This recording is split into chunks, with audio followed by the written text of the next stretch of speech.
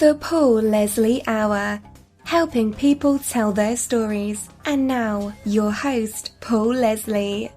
Hey, it's me. How are you doing, friends? Welcome to episode 15. I'm your host, Paul Leslie, and it is a real honor to be joined by this artist. It was actually music that inspired me to want to speak with Melora Hardin, but she's an actor, singer, songwriter, recording artist, dancer, director, so many creative endeavors. So, how are you doing, Melora Hardin? I'm good, Paul. How are you? I'm doing well. It's a real honor to speak with you. Aw, thank you. Well, it's lovely to be here. With all of the things that you do, when would you say you're experiencing the most joy? You know, I think I'm experiencing the most joy when I'm using the most of those things that I do. I really enjoy kind of when I was performing on Broadway in Chicago and I was dancing and singing and acting, doing those three things that I love and I've trained for all my life. And, you know, that was just such a high. And then I would say, you know, directing our movie, it was, you know, there was a lot required of me. And I really loved that. I kind of love that feeling of being tapped out, you know, like we were producing it, co-producing it, my husband and I was directing it. And I would, you know, a mom to our two kids who were also in the movies. So it just was sort of really wonderful I like when all cylinders are firing. That brings me the most joy. So when you're able to perhaps dance, sing, act, all of those things. Yeah, that is a specific kind of joy, but also I would say just in general, like right now I'm working on, you know, I'm making a documentary series that, you know, that requires an incredible kind of focus and a lot of my skill sets all working at once. And I will ultimately probably put in a song or two of mine, and that'll be another, you know, wonderful part of the process to re-record those with one of my best friends, Paula Cole, who's an amazing Grammy Award-winning singer-songwriter, as you know. And so, yeah, I mean, yes, it's true that like the singing, dancing, and acting all at once is really specifically an incredible high. And I would also just add that kind of sloshes over to kind of anything when I'm using those skill sets, you know, and those talents that I've honed. Kind of a combination of many things, you know, is always good for me. To be directing and to be editing and to be recording music and to be, you know, sort of, I kind of think maybe that's one of my greatest skill sets is that I can do many things at once and that brings me a lot of pleasure to do that. Can you give us a couple of maybe little hints, a little bit about this documentary? Well, I can't tell you too much about it because we haven't really sold it yet, but it's definitely going to be sold. It's very exciting, very timely. I will tell you that it's something that I am directing. It's also something that I'm in, not because I put myself in it, but because I happen to be in the story.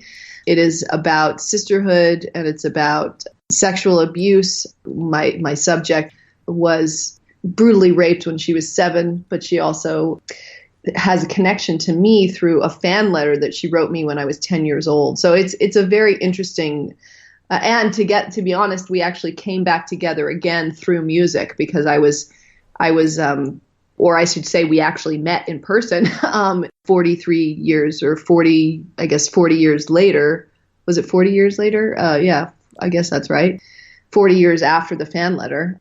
We met in person because I was directing Paula Cole's music video 20th anniversary for Where Have All the Cowboys Gone, and I needed a horse, and she has animal actors that she works, and that was how we kind of connected. And it was sort of this incredible, like, who, you know, oh my God, you're Cindy Prescott, which was my character on Thunder, which was this show that I did about a black stallion that came when I whistled, and together we would save the day. And so really the story is about it took 43 years, but Thunder and Cindy finally came to help. It's sort of this sort of story about sisterhood and about healing and about love and about friendship and female friendship in particular, uniquely kind of the story is unfolding in a very uniquely feminine way, which I think is timely and exciting. Speaking of fans and this fan letter that you got, I'm curious about what kind of interactions do you have? What is it like when people that you don't know identify with you? Yeah. I mean, I will say that part of what's so special about this documentary series is that, I think that the main reason that I became an actor, I think, besides just the fun of it, the fun of performing, I think that probably was the first instinct, was that I just had so much fun dancing and singing and acting. And just, to me, it was just a big like, romp in the sandbox, as a child, because I started acting professionally when I was 6 and dancing when I was 5 and singing and writing songs since I can remember.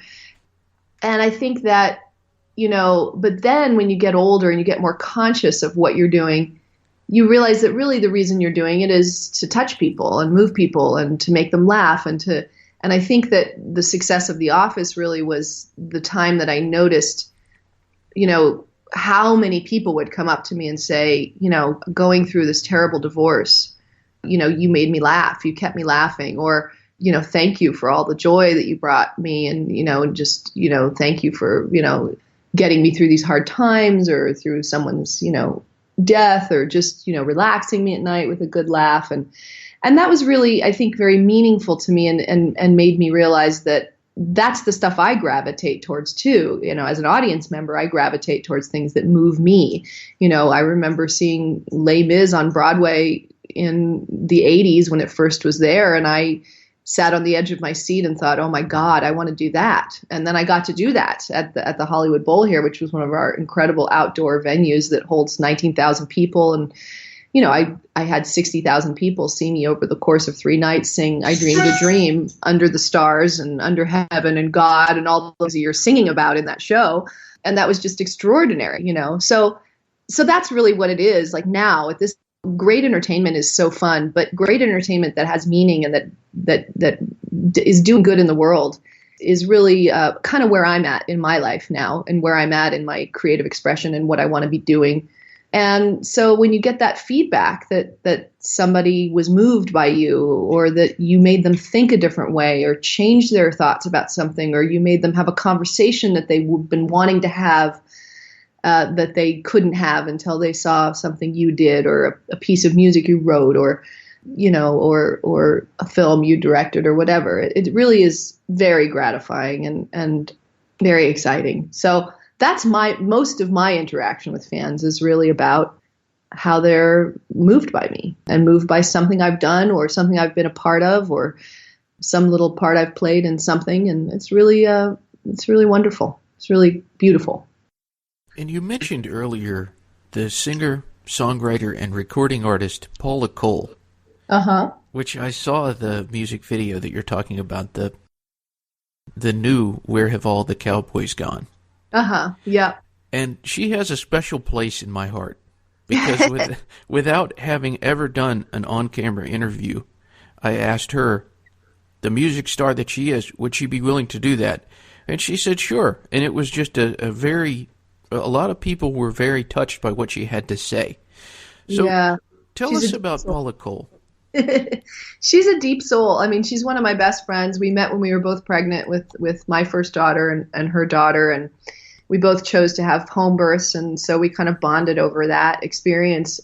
And, and also just, I think bonded over both being, moms and very committed to that, but also committed to our art and really passionate about our art and being working women who are also moms and passionate about both of those things. And I think just our artistic souls really connected. She was always incredibly positive and loving to me about my music, and also I think very maybe kind of inspired by what I was doing as far as continuing my career whilst also being a mom.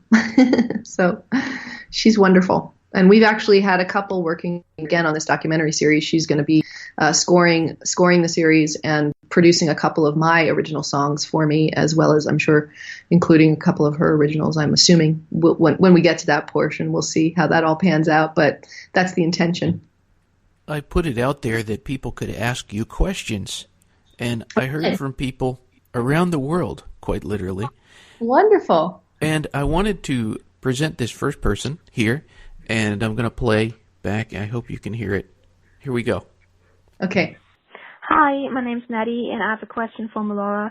But first of all, I just wanted to start off by saying thank you so much, Melora, for being such an amazing role model. You inspire me so much, and you really never fail to make me smile.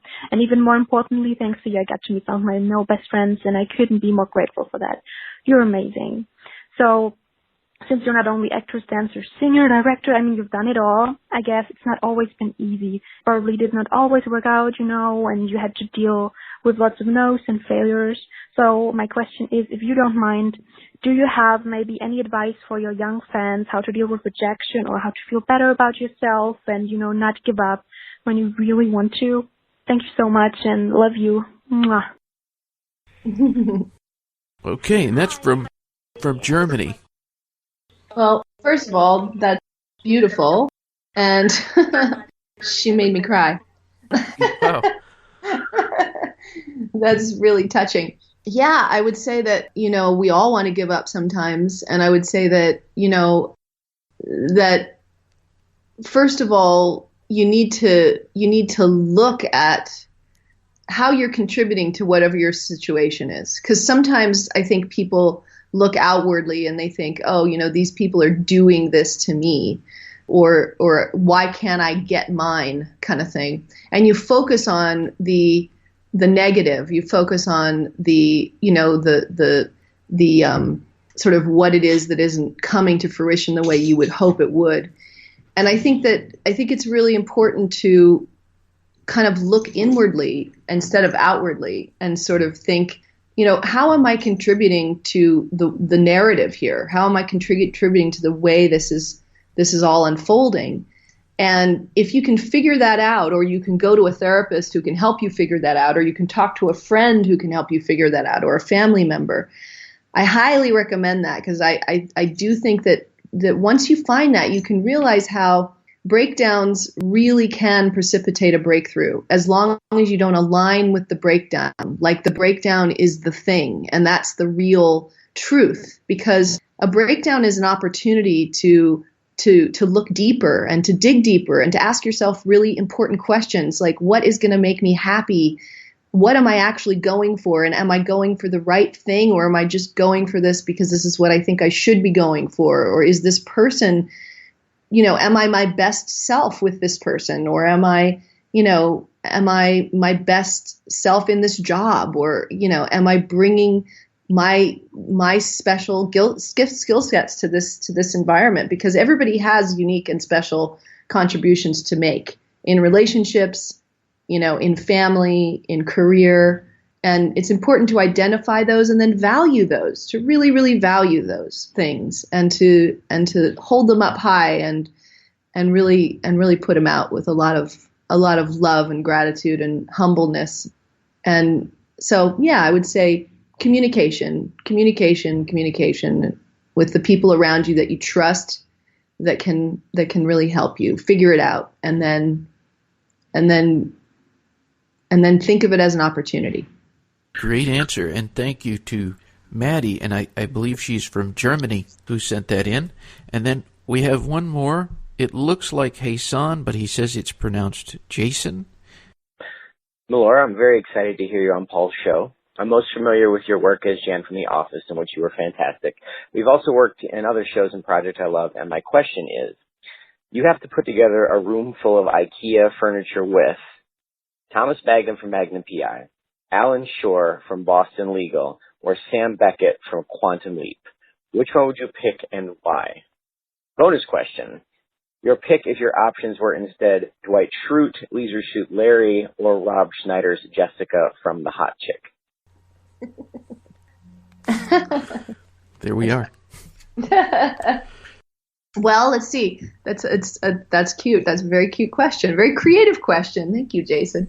I would say that to the first, so putting together a group of IKEA furniture, I would say definitely, for sure, it would be between Sam Beckett from Quantum Leap, which is Scott Bakula, or Tom Selleck's character in Magnum PI, mainly because those two guys are just both so warm, and now I'm like talking personally, not even character-wise. I just have a really like hanging out with both of those guys. You know, Scott and I could put on a whole musical putting together the IKEA furniture, which would be, you know, as you know, per my earlier answers to Paul's questions, would be a high for me and lots of fun because, you know, he comes from musical theater and is a great singer. And so we could do it in song, which I think we'd both get a kick out of. And also he's married to a fabulous dancer and choreographer. So I'm sure she could choreograph something fabulous for us to dance around the furniture and dance on the furniture. So that would be great. And then, you know, Tom Selleck was married to a dancer for many, many years. And, you know, so he really loved that about me. I worked with him when I was 15 years old. And I remember him really loving that about me, that I was a dancer. I was so serious about it at that time too. And that was really cute. So yeah, one of those guys. And then I think the other three were Rob Schneider from The Hot Chick, or Dwight Schrute, or what was the other one? Do you remember? Leisure Suit. Excuse me. Oh, Leisure Suit Larry. Oh my God, that's hilarious. Easy for you to say. Yeah, right. Well, I mean, come on. I don't know if you ever saw the cartoon of Leisure Suit. I'm sorry, I cursed you. My character in the game is so hot. My cartoon character that I sing in that game is so hot, and that song is so cute. And he's just such a wacky character. So again, it comes back to having all cylinders firing, and I think I could bring the most to the IKEA arrangement with Leisure Suit Larry. So I would pick him. I listened to the podcast that you did, the Radiance Project, and yes. I would encourage everyone, I should say, to listen to it. It's really, really good. Yeah, it is really good, isn't it? It's beautiful. And something so different. That's what I really like about it, is just how unique it is. Something that a lot of the things that you said in the interview, it gave me questions. And I didn't get the connection. I didn't know that your father is Jerry Hardin. Oh, yes. And both of your parents. Actors. Yes. What did you learn from them? My mom's a famous acting teacher for lots of young people. And my mom and I are actually writing a book together right now. Well, it's kind of my book, but she's contributing author to it, which is exciting. And, you know, using both of the places we've both put in 10,000 hours, way over 10,000 hours, which is her teaching and my acting, and also my self-discovery and, you know, life coaching and therapy and all those things that I am really passionate about as well, just because I'm so fascinated by human nature, and in particular my human nature, and the way that, you know, kind of informs my work and my characters and all that, my relationships and so forth. But I think I learned just about the craft of acting, certainly from them. I mean, they were so focused on the craft of acting. There was never a focus in my life about being famous. There was always a focus on the craft. And so I really did learn that from them. I kind of had to learn the other part, sort of the career part, almost kind of afterwards, because I kind of wanted to go farther than I was. Although I was always a working actor, I wanted to kind of, you know, bust down some more doors and have some more opportunities. And, you know, and the way to do that in my business is to get more recognition and to get lucky enough to be on something that makes you a celebrity, and where you can really start, you know, kind of playing, what I like to say is kind of running alongside other thoroughbreds. And so that, I think, was really what they mostly gave me was a sense of groundedness around craft, and a real sense of what craft was. I really that's just in my DNA, and I have a real understanding of my craft, and I don't really have to think about my craft. My craft is not like a thought process. It's more just sort of integrated into me. Although I do know how to talk about craft because they talked about it a lot, and because I've co-taught with my mom, and I've taught master classes, and I've in particular taught master classes on how to act a song, because a lot of singers don't know how to act a song. And that's been a really fun contribution that I've tried to make around at different places. And just I think that, but also just the value of family, the value of really, my parents have been married almost, I guess, 58 years.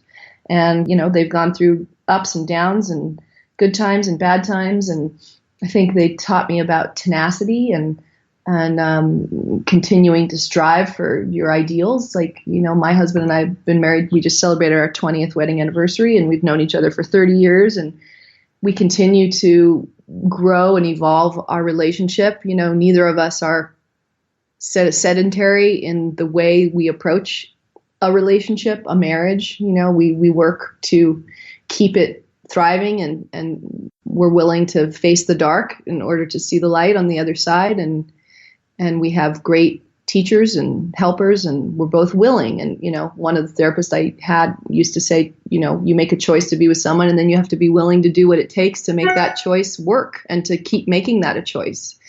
So I'm really grateful for that love of family that they gave me, that love of craft, and the love of work, the love of working and not being afraid of work, not being afraid of intimacy or scary places that you might have to go in order to get deeper. People see many times the glamorous or the shiny side of being an artist or being an actor. But what would you say it is that people do not see? Oh gosh, I just don't think they see the work it takes. And the resilience and the faith and the just like getting down and dirty in whatever way you do, because every person is different, every artist is different, but it requires people who have a really, really incredible ability to push through adversity. And it's why you see some artists kind of imploding with drugs and alcohol, and because the pressures are extremely great, and it takes an incredible kind of personality to be able to ride that wave, and that wave is a very up and down and very inconsistent wave, and also just how to find joy and happiness in those ups and downs, and which include the downs. I think the healthiest artists that I see are people that do embrace the downs, and my life coach at the moment says, you're going to be a much more joyful person once you realize that life is loss. You start losing things from the minute you're born.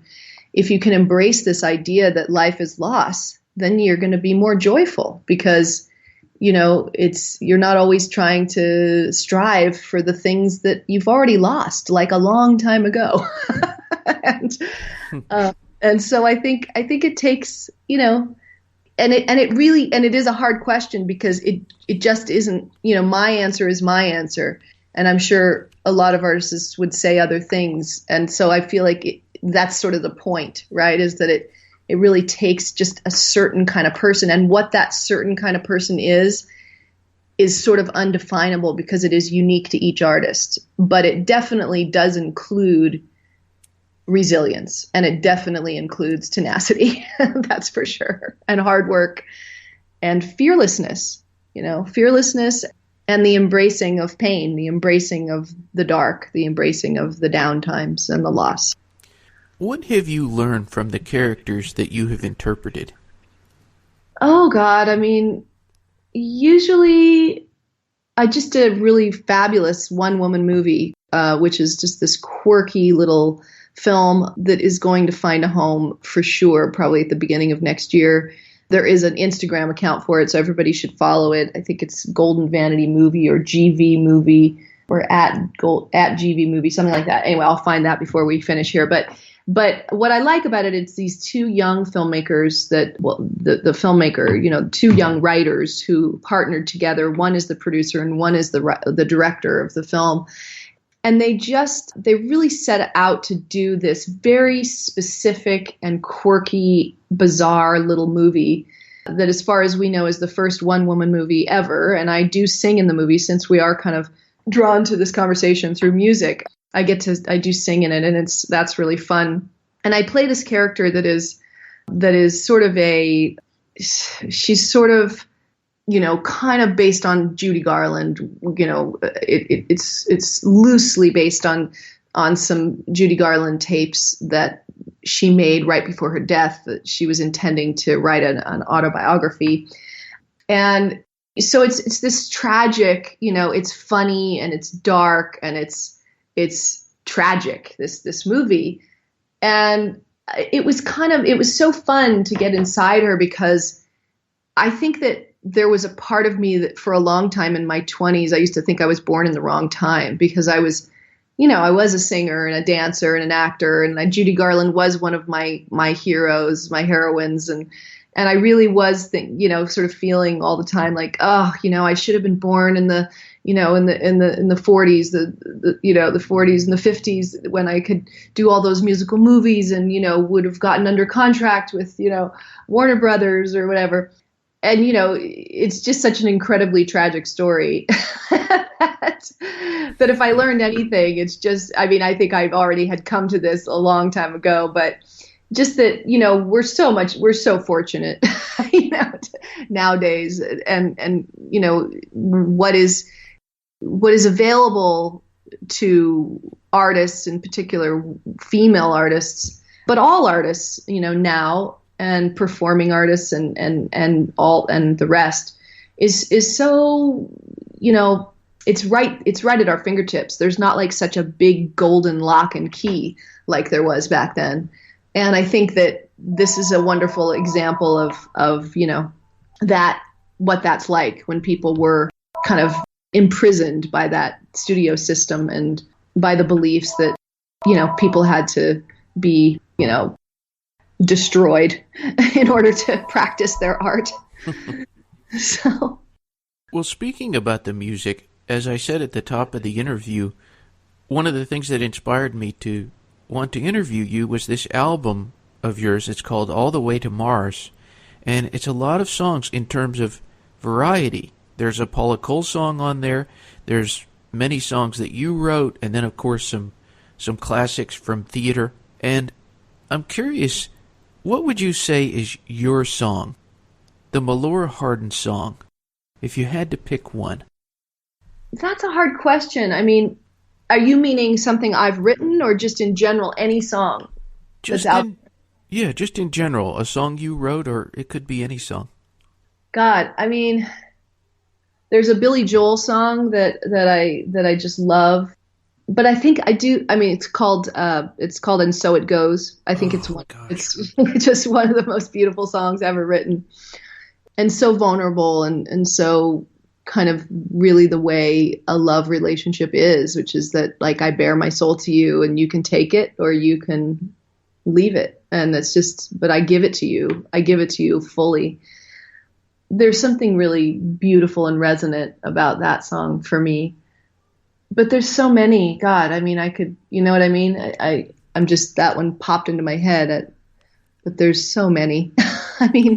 There's another one that Amy Mann wrote, an incredible song, I think called Nowhere Man. Is that possible? Nowhere, something like Man. Nowhere Man, or anyway. By the way, the Instagram for Golden Vanity was GV Movie, at GV Movie. That's the one woman movie I was just talking about. And I could look it up. I could try to look up the Amy Mann song, but it's a beautiful song. I tend to really like sad songs, even though I think I'm a really pretty joyful person in general, pretty happy person. But I tend to like sad songs. I like to feel that kind of achy feeling. Me too. Yeah, I really enjoy that. Music does that for me. So I'm going to look her up while we talk, and I'll see if I can find the name of the song. It is Nowhere Man, yes. It is? Yeah. Okay, good. You found it before me. See, you're so much faster. I told you I'm not technical. There's something beautiful about those lyrics. Wow. And I haven't thought of that song in forever, but that's an extraordinary song too. And that's like the Tom Waits song, The House Where Nobody Lives, which is also like similar to Nowhere Man. I don't know why, but just similar feeling, I guess. It's just, that song, the lyrics of The House Where Nobody Lives is just, oh my God. It's just so incredible, that what makes a house a home is, the people that live in it. And Oh God, yeah, very poetic. So I'd say those three are incredibly poetic songs that are really thoughtful and smart songwriting, surprising songwriting, and very moving songwriting. You blew me away with mentioning that Billy Joel song. I've felt for a long time that that's his best song. Wow, I do too. And you know what is really weird? He does too. Yeah? I heard him in an interview talking, and someone asked him, "What do you think is your most underrated song?" or like, "What is the song that you love that you think that people don't think about or they don't know about?" And he said, "And So It Goes." Wow. Yeah. I was at a Art Garfunkel concert down in Macon, Georgia, and the song that he started the concert with, he started singing it from backstage, was And So It Goes. Wow. It was awesome. Oh, wow. Well, what inspires you as a musician, as a songwriter? Well, Billy Joel is one of my great inspirations. I discovered him when I was about 8 years old. And I'd been writing songs. My mom said I wrote my first song when I was 2. So I've been writing songs literally as long as I can remember. And I just was so drawn to his lyricism. He's such an incredible lyricist and melodicist, and that's really what I am. I mean, I'm a melodicist and a lyricist. I'm not an instrumentalist. I don't play an instrument very well enough to accompany myself or even really write on an instrument. I write with my voice. My voice is my instrument. And I just really connected to those melodies and those incredible lyrics. I just think he's a great storyteller. So I would say he was my most formative songwriting kind of mentor. I just listened and listened and listened and listened and memorized his lyrics, and then just sort of discovering people over time, people like Paula. I was already a fan of Paula's before we met. Her songwriting's amazing. Joni Mitchell's songwriting is amazing. Dolly Parton's songwriting is amazing. Who else did it? I mean, Fleetwood Mac. I have to say, I loved their songs, such perfect pop songs and just so, incredibly catchy hooks and lyrics and also, thoughtful and poetic, but, cool and weird, but great. And at the time, so kind of mainstream, but now looking back, just such really amazingly solid songwriting. And so, yeah, those are some of my early, and then of course I was always really inspired by the old songwriters. I didn't really know who they were at the time, but I loved, all those things and, those songs that came out of Singin' in the Rain and the Barbra Streisand songs that came out of A Star Is Born, like Evergreen and Watch Closely Now, and those incredible songs from that. And then of course the original Star Is Born with Judy Garland and so like Cole Porter and E.B. Swan and, What'll I Do is one of my favorite, songs from that time. So I love old songs and old melodies, older melodies, and just how incredibly melodic and cheeky and funny and sort of saying so much without, hitting the nose on the head. And then there's, nowadays there's incredible people that are inspiring to me too, like Macklemore, these some of these rappers that are speaking about really important subjects in ways that are really honest and vulnerable and, modern and cool. And yeah, so there's a lot. When people are vulnerable, when people are really speaking their own truth in their own way, I like it. I don't have much bias about music. I like all music. I mean, Marilyn Manson's amazing, and some of his stuff is, fantastic. And Simon and Garfunkel. Yeah. So kind of all over the map, but just always listening for that real thread of truth and sort of what is their truth. And when people are speaking it, then I get it and I hear it. The young lady who kind of was out of the business and is back writing that extraordinary song that she wrote about, I think, her manager. that my daughters keep me up on all the newest stuff. What is her name? Kesha?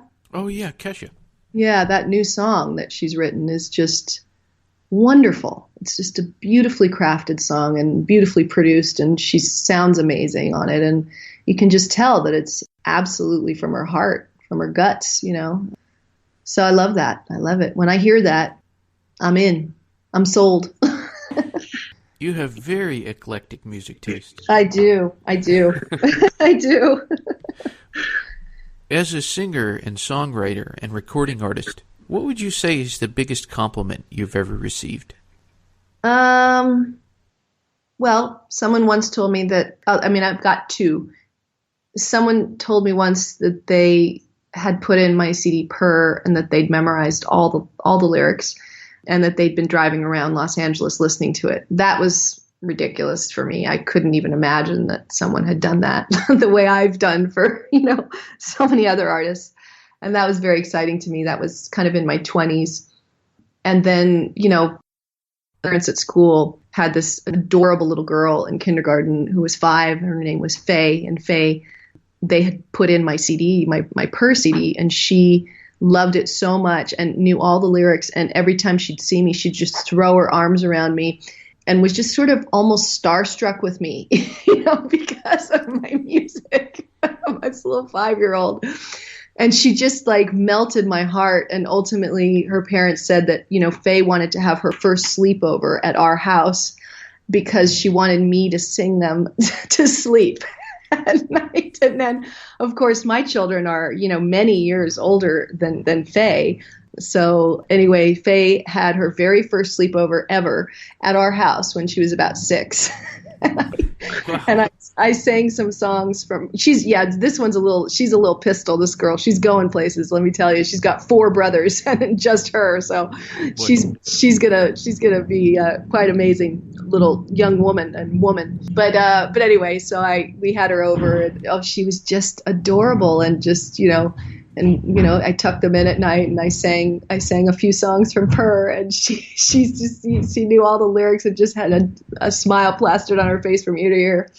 So that was pretty satisfying. And then just about, I guess, 2 years ago, maybe, I had someone follow me around Michael's crafting store, and I assumed that they recognized me from The Office or, Transparent or something I'd done. But instead, finally he goes, "I'm sorry, are you Melora Hardin?" And I said, "Yeah." And he said, "Well, I want you to know I've seen about 20 productions of Les Mis, and yours was the most moving rendition of I Dreamed a Dream I've ever seen at the Hollywood Bowl." And that made me cry right there in the aisle. So that was pretty amazing. Wow. Well, what is the best thing about being Melora Hardin?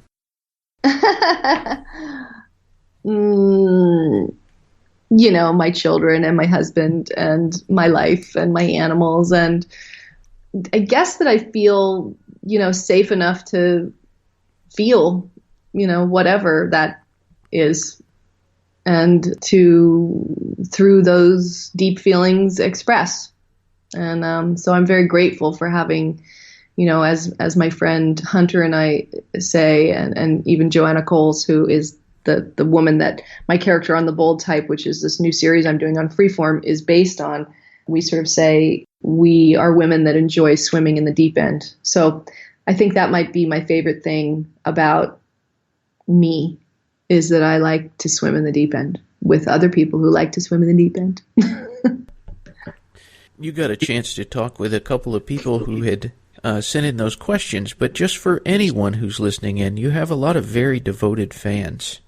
And I know this because I see all the things that they have been writing, and there's really just genuine love coming from them. So what would you say to all of your fans out there? Well, first of all, that I'm sorry it took me so long to get with the times, with social media and stuff. I'm really slow on the uptake with that. And I wish that, you're saying, you see that, you see that, and I'm just now seeing that on social media and stuff, because I just didn't even really know that was sort of a platform for them engaging with me, and now I get it, and I really, really appreciate it. And it's really heartening to me to know that I am touching people, and that what I am doing does have meaning and does have, can precipitate healing and joy and magic and fun and inspiration for them to also swim in the deep end in their lives. So it means a lot, and it's very moving, and you're going to make me cry thinking about it. Well, my last question, who is Melora? How do you define Melora Hardin? I mean, I would say, first and foremost, an artist and a mom and a wife and a performer, a creator, a lover, a healer, a friend, and yeah. Well, thank you so much for sharing with us. You're so welcome, and thank you. And I really appreciate it. You have such a very calming and soothing sound to your voice. You have a very lovely voice. Are you a singer as well? No, but I was thinking at the beginning of the interview that you have as lovely a speaking voice as you do a singing voice. Oh, that's nice to hear. Thank you. I appreciate that. Well, you really do have a very, very nice sounding voice, and I know a lot about that because my husband does a lot of books on tape and has an amazing speaking voice. So it's good that you're doing a podcast where your voice gets displayed and enjoyed and listened to by people, because you're really nice to listen to. You're very, very soothing sound. I'll take it. Yeah, you Thank should. you. Thank you for saying that. You're welcome. You're welcome.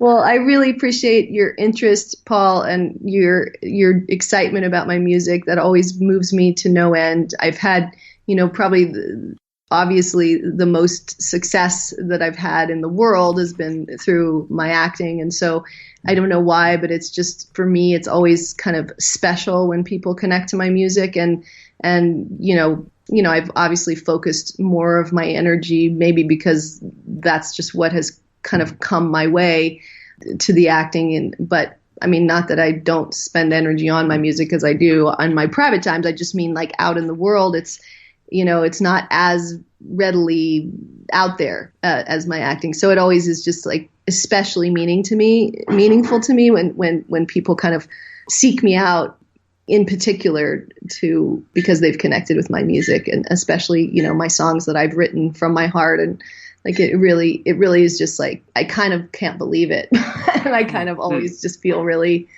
really honored and really grateful. And so thank you very much for that. My pleasure. I hope to hear and see you sing live sometime. Oh, I would love that. What part of the country are you in? The Southeast. I'm in Atlanta. In Atlanta. Okay. Well, I'll try to remember that that's where you are. But of course, you'll be following me, and I'll be following you or something on the social media thing. So we'll be able to find out where we are and what we're doing. If I do get out there or somewhere near there, I'll definitely post about it, because I hear some people say that's a really good way to connect with your fans. Gotcha. Yeah. Well, have a wonderful day. Thanks, Paul. You too. Till next time. All right. Till then. Wasn't Melora delightful? I enjoyed talking to her. If you want more information, you can visit her website. It's melora.com. That's MELORA.com. Melora.com. And I wanted to tell you real quick about what happened after we finished taping this interview. It was my wife's birthday, and I wanted to take her out to eat. And so I suggested where we might go. And she didn't seem like she was that hungry, really. I named a few places. And then eventually I came to There, which is a gastro pub in Brookhaven. Brookhaven is a part of Atlanta. And let me tell you, folks, her eyes lit up. There was no doubt she wanted to go to There. Now, I know this sounds like a paid advertisement. It is not. I just wanted to take a moment to express how much I love this place. There is a place that you could be dressed up. You could be wearing flip-flops and a t-shirt. It would feel so right to be there. I mean that. I see people there that are very dressed up. I see people who are very casual. And it's a very hard thing to nail, but they do it. Neither looks out of place. My wife had the salmon burger. I had the mahi-mahi Cuban sandwich, which I had never had before. It was so delicious. The service was impeccable. And so I just wanted to say thank you to there for really, really making my wife's night. Thank you to Bill Brown. What can I say, folks? I love to eat. I love a cool spot. That's all I've got for this time. Thanks to Melora Hardin. Thanks also to Bob Bradley for making the interview happen. And it's always a pleasure to have you listening. If you haven't subscribed yet, please do so. Also consider rating and reviewing. It helps other people find this podcast. Have a good one, folks. Until next time. The Paul Leslie Hour is hosted, produced, and written by Paul Leslie for Lifestyles Entertainment. For information, visit thepaulleslie.com. Thank you for being with us. Until next time.